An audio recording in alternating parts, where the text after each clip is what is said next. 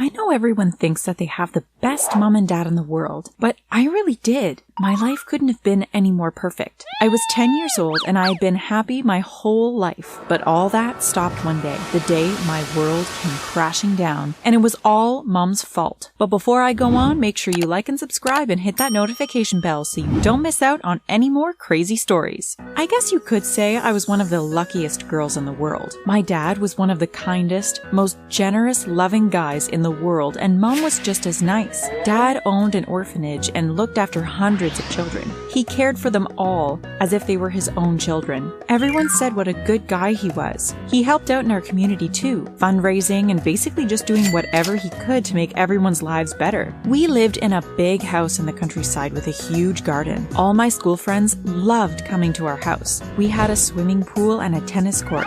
It was so much fun. Whenever my friends came over, Mom would always bake a cake and make homemade lemonade. Amy, you're so lucky, said Lola. Your mom is the best. I smiled at Lola. I know, I replied. She's amazing. Lola was my best friend. We had been friends since we were 5 years old. Actually, Lola felt more like my sister. We were really close. I can't wait for the school holidays, I said. We can play together every day. The next day was the last day of school. I knew something was wrong the minute I walked into the house after school. I could hear Mom and Dad arguing. Why are they shouting? I thought to myself. Mom and Dad never have arguments. I walked upstairs and saw Mom packing a suitcase. What's the matter, Mom? I asked. Pack your bags, Amy, said Mom. Why? Where are we going? I replied. Just do as I say, said Mom. I was confused, but I did as Mom asked. We put our things into the car and drove away. Why isn't Dad coming? I asked Mom. Your dad and I are getting divorced, said Mom. I couldn't believe it. I started crying. Mom and Dad had always seemed so happy. Why would they want to get a divorce? Mom then told me something even more shocking. I have met someone else, Amy. His name is Paul, and he is going to come and live with us. I felt like something had exploded and blown my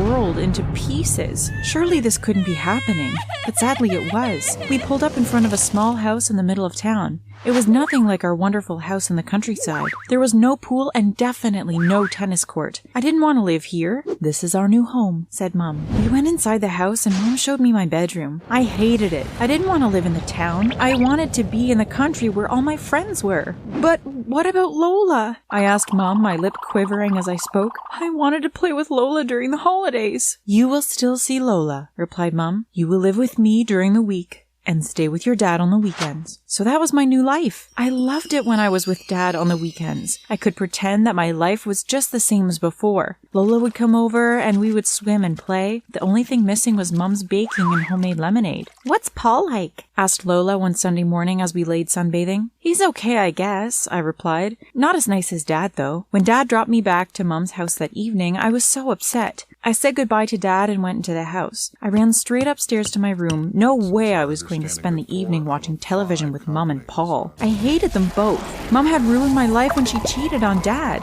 What was she thinking? Dad was so much nicer than Paul. If only they would split up, then maybe Mom and Dad would get back together again. I laid on my bed dreaming about us all living together in the countryside again. That's when I began to think of my plan. I just needed to find a way to split up Mom and Paul, but what could I do? Mom would never leave Paul. He was always telling her she was so pretty and buying her chocolates and flowers. But what if I could get Paul to leave Mom? The next day, I got my chance. I came home from school and sat in the kitchen. Mom was talking on the phone to her friend. Okay, see you at 7 o'clock, she said, putting down the phone. I'm meeting Helen for dinner tonight at the Italian restaurant, said Mom. There is some chicken left from last night. Can you get yourself your dinner, please? Okay, I replied. That's how I spoke to Mom now. I did my best to avoid her, and when I did have to speak to her, I just said as little as possible. I knew I was trying to punish her for cheating on Dad, but Mom didn't let it bother her. She probably only cared about Paul anyway. Mom left the house at about 6:45. I heard her car drive away. As soon as I thought she was safely out of sight, I grabbed my bag and ran out of the house. It took me about 30 minutes to reach the restaurant, and as I looked through the window, I could see Mom and Helen sitting at a table. Mom was laughing at something Helen had said. I pulled my phone out of my bag and took a few photos of them. Now I just needed to get home quickly so Mom would never know I had been out of the house. I ran back as fast as I could. As I went into the house, I heard Paul in the kitchen. "Is that you, Amy?" he shouted. "Do you want a chicken sandwich?" Yes, please," I replied. "I'm just going to take a shower first, though." I ran up to my room, then went to my computer and uploaded the photos I had taken of Mom and Helen. I'll come back and work on these later, I thought. I had a shower and went downstairs. Paul was sitting watching the news and barely gave me a glance. I picked up my sandwich and grabbed a Coke from the fridge. "I'll eat this in my room," I said. Paul just nodded. He was probably happy not to look at my sulky face. I went up to my room and sat in front of my computer. I opened Photoshop and began to work on the photo of Mom and Helen. It didn't take me long before I was finished. I looked at the photograph now and smiled to myself.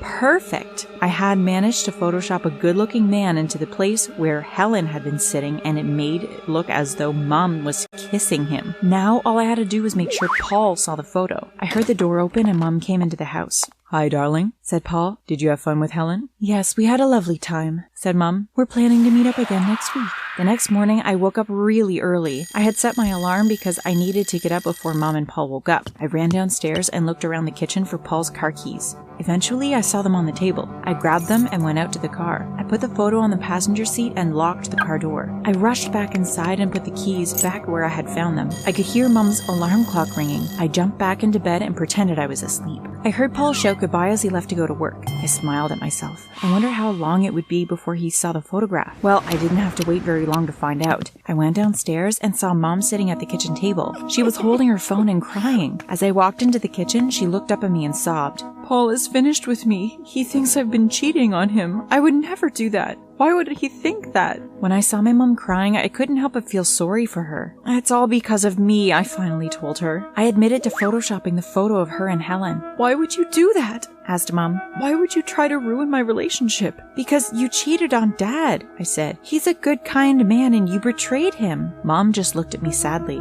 "Amy, I never wanted to tell you this, but now I see that I have to. The reason I left your dad is because he is a really bad guy. He's the head of the mafia." I looked at Mom in shock. What was she talking about? "No, he isn't. He owns an orphanage and does so much for everyone," I shouted. "The orphanage is just a cover for all his illegal activities," said Mom. "No, it isn't," I replied. "I have the evidence," said Mom. "Paul was the one who saved me from a terrible marriage. He showed me the proof that your dad is a criminal and a really bad guy." I ran out of the kitchen and up to my room. It couldn't be true.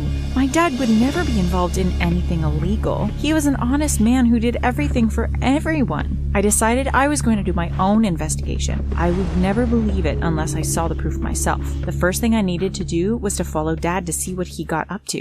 The next day was Friday and Dad came to pick me up for the weekend. As we drove to Dad's house, we chatted and Dad told me that he had to work on Saturday. "Will you be okay while I'm at the orphanage?" he asked. "Of course, Dad," I said, smiling. This was my chance. I was going to follow Dad and see if he really went to the orphanage or if he was doing something illegal. The next morning, we had breakfast together before Dad set off to work. "You can invite Lola over to keep you company if you like," he said. "Yeah, maybe later," I replied. "I've got some work to do anyway." The orphanage was only 10 minutes from Dad's house. Dad always rode his bicycle there. He said that it was good exercise for him and good for the environment too. I gave Dad a few minutes head start, and then I got my bike out of the garage and set off after him. It wasn't too long before I could see Dad in the distance. I slowed down a bit. I didn't want to risk Dad seeing me. I followed Dad for the rest of the day. He spent most of the time just working at the orphanage. He left a couple of times to buy some things from the hardware store and to get a sandwich for lunch. He definitely wasn't getting up to anything sinister or illegal. He even stopped to give some spare change to a homeless guy on his way home. My dad couldn't be the head of a mafia gang. I knew it couldn't be true. But that evening, as I sat in my room, I couldn't help some feelings of doubt creeping into my mind. I switched on my computer and spent the next couple of hours scouring the internet. I was looking for anything I could find that could possibly incriminate Dad, but there wasn't anything. Every single post about Dad was praising him, saying about all the good things he did for the community. It was so weird. How could Paul have found some evidence to show Mom if I couldn't? I knew what I had to do. I was going to confront Paul. When I got back to Mom's house, I called Paul. "Can you meet me at the park today, Paul?" I asked him. He sounded a bit surprised to hear from me, but he said he would meet me. When I got to the park, I saw Paul sitting on a bench. I sat down next to him. He looked at me and waited to see what I had to say. "I just want to ask you one thing, Paul," I said. "What proof do you have that Dad is the leader of the mafia?" Paul looked at me and laughed. Oh, Amy, you silly thing. I just made that story up. I knew your mom would never want to date me if I didn't make up some lies about your dad. I looked at Paul in horror. You ruined my life and made me hate Mom, I cried. I ran home straight away. Paul laughed as I ran, but he had no idea of my secret plan. When I got home, I pulled out my telephone and pressed the play button. It had worked. I had a recording of Paul admitting to everything he had done. Now I just needed to put the rest of my plan into action. I called Dad and asked him to meet me in the Italian restaurant in town at 7 o'clock. Then I went downstairs and spoke to Mom. I'm just going to the shops, Mom. Can you meet me at the Italian restaurant at 7 o'clock so we can have dinner together? Sure, said Mom. I got to the restaurant just before 7 o'clock. A table for 3, please, I said to the waiter. I sat at the table and waited for my parents to arrive. They both got there at the same time. What's he doing here? Asked Mom. What's she doing here? Asked Dad. Sit down, both of you. I want you to listen to something, I said. I played them the recording of Paul's confession. They listened and looked at each other, startled. Mom spoke first. I've been so stupid, she said. How could I have believed him? It's not your fault, said Dad. He tricked you. I've missed you. I've missed you too, whispered Mom. Dad pulled her towards him and gave her a hug. Everything was going to be fine. Mom and I packed up our things and moved back to our house in the countryside. My life was perfect once again.